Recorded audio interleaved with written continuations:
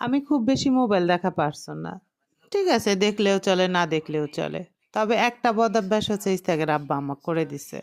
যখন আমি Facebook চালু করলাম বা YouTube হচ্ছে দেখলাম, তো আমি Facebook, YouTube চালু করে কিছুই দেখার পাই না।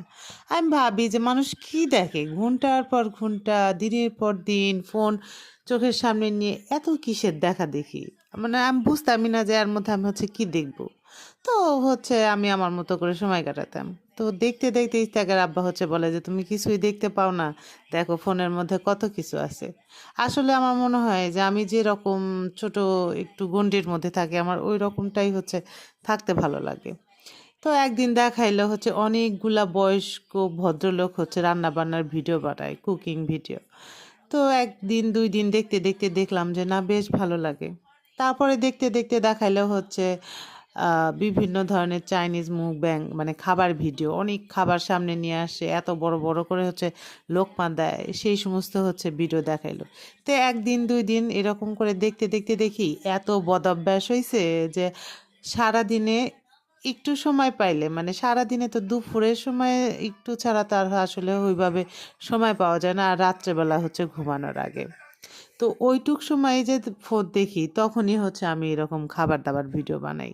তো ওইখানে দেখতাম যে মাঝে, মাঝে হচ্ছে পিঙ্ক কালারের খাবারের চ্যালেঞ্জ, হোয়াইট তারপরে হচ্ছে বিভিন্ন পার্পল কালার খাবারের হচ্ছে চ্যালেঞ্জ দেয়। তো আমার একদিন মনে হলো যে আমি এরকম একটা রান্নার হচ্ছে চ্যালেঞ্জ করি যে আজকে আমি শুধু সাদাই রান্না করব।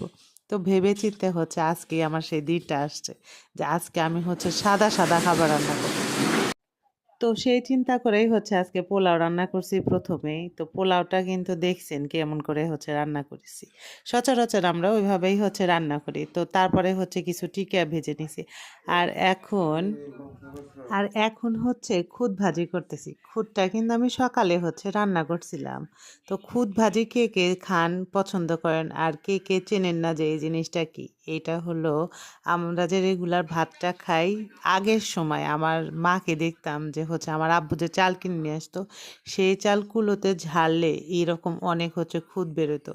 তো ওগুলা হচ্ছে আম্মা করে দিত। এখন তার ওইভাবে চাল ঝাড়াঝাড়িরও আর প্যারা নাই।